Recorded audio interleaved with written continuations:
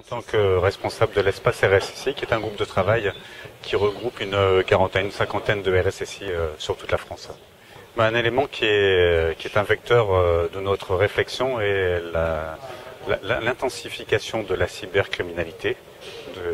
Aujourd'hui, il ne s'agit plus de faire face à des attaques par des virus développés à la va-vite et dans le but de couvrir un maximum de postes de travail. Mais aujourd'hui, en fait, l'entreprise ou l'administration, l'organisme, est confronté à des attaques ciblées qui ont pour but de ne pas être détectées et en vue de collecter un maximum d'informations confidentielles de l'entreprise.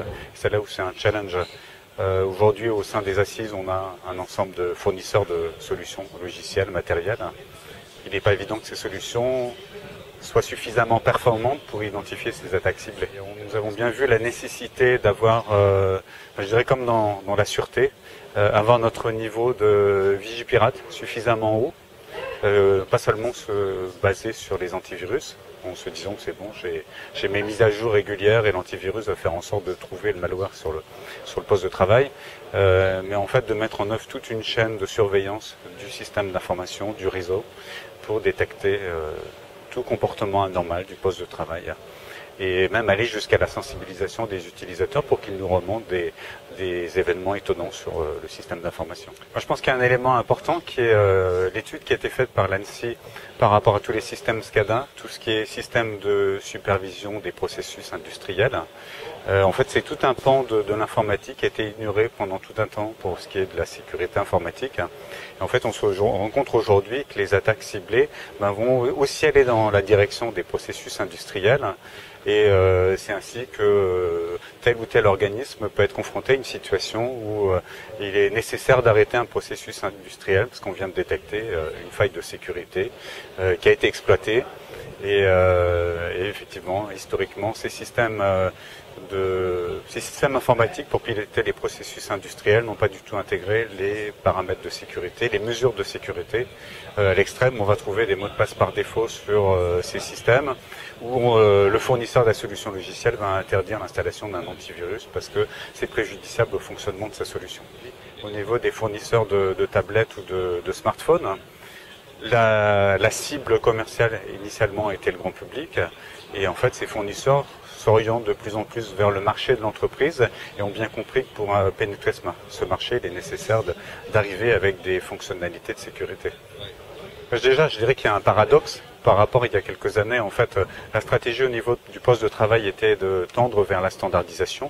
L'objectif était de réduire le coût d'utilisation du poste de travail par la standardisation. Et en fait, en allant dans cette direction du smartphone, de la tablette, en laissant éventuellement la possibilité à l'utilisateur de choisir son équipement, on remet en cause complètement cette stratégie de uniformisation du parc, de simplification de l'exploitation. Et il suffit pas de dire ok, je laisse l'utilisateur choisir son équipement. Il choisit le modèle, il devra gérer la maintenance de cet équipement le jour où il sera confronté à une problématique. Il reste néanmoins que, en fait, nous voyons aussi une tendance au niveau de ces nouveaux équipements, smartphones, tablettes. Initialement, l'objectif c'était d'avoir simplement la messagerie électronique, l'agenda, les contacts, donc des fonctionnalités faciles à mettre en œuvre sur une tablette. Aujourd'hui, de plus en plus d'organismes s'intéressent à d'autres fonctionnalités, vont même jusqu'à développer des applications qui, elles, vont aller interroger les bases de données de l'entreprise. Et si on revient à une notion de classification de l'information, de la propriété des actifs de l'entreprise, ici, en fait, on va potentiellement toucher des données confidentielles et l'enjeu sera beaucoup plus fort que d'aller simplement chercher quelques mails ou les contacts dans un agenda. Ce que nous avons vu au fait au niveau des interventions des assises, la tablette en fait et le smartphone nous ouvrent vers un nouvel espace d'application. Le smartphone n'est pas développé pour être utilisé avec un navigateur web. Visiter un site web à partir d'un smartphone, c'est loin d'être convivial, c'est loin d'être performant. Donc en fait aujourd'hui on tend vers le développement de nouvelles applications dédiées aux smartphones, dédiées aux tablettes. Mais déjà une première approche pour l'organisme, c'est de définir son catalogue d'applications.